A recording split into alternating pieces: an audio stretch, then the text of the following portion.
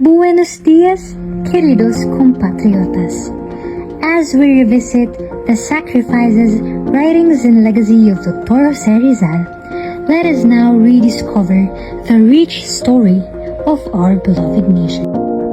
Good day. Our report is about two important topics in Philippine history: freedom of the press and the awakening of Filipino nationalism.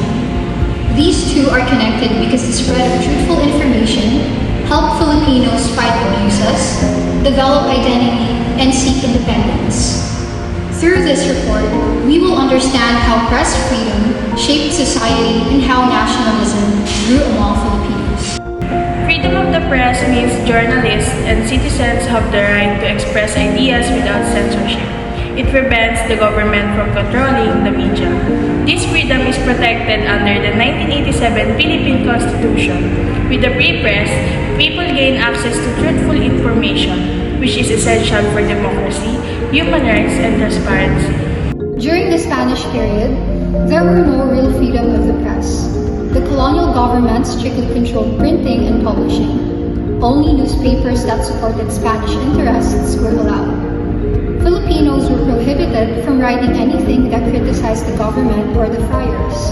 Because of this, Filipino reformists like Jose Rizal, Marcelo H. del Pilar, and Graciano Lopez Jaena used their writings to expose abuses and fight for the truth. A free press is important because it exposes corruption, protects citizens, and encourages informed discussion. It also acts as a watchdog, preventing government abuse and dictatorship. In a society where the press is free, people become more aware of their rights and are able to hold leaders accountable. Press freedom has faced many challenges. Under Spanish rule, critics were banished.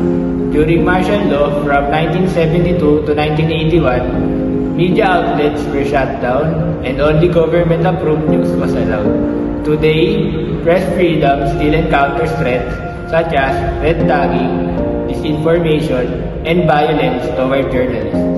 This shows that press freedom must always be protected. Filipino nationalism is the love, unity, and desire of Filipinos to achieve freedom and self-governance. It became strong in the late 1800s when Filipinos began to realize they have a shared common identity and common suffering. Nationalism pushed Filipinos to demand reforms and eventually fight for independence. Many events awakened Filipino nationalism. These include abuses of Spanish officials, the secularization movement, and the execution of Lupurza in 1872, which deeply angered Filipinos. The rise of the Ilustrados educated Filipinos who were exposed to liberal ideas from Europe also encouraged critical thinking.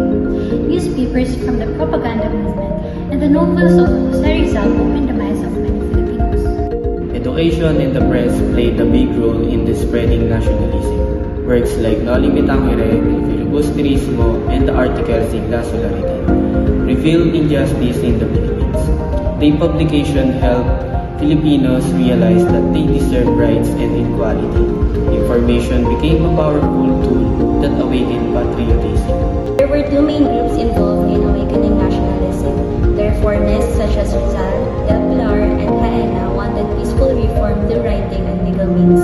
When peaceful reform failed, the Katipunan, led by Andres Bonifacio, pushed for revolution to achieve independence. Both groups played important roles in forming national identity. The rise of Filipino nationalism led to unity among Filipinos and a desire to resist oppression. This resulted in the Philippines Revolution of 1896 and eventually the Declaration of Independence on June 12, 1898. The establishment of the first Philippine Republic showed that Filipinos were ready for self-rule. Nationalism awakened because Filipinos gained access to truthful information.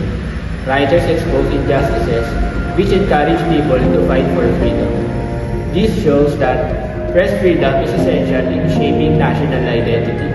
Without the press, the nationalist movement will not have known as strongly. In conclusion, freedom of the press and nationalism are deeply connected. The press helped Filipinos become aware of abuses and inspired them to fight for independence.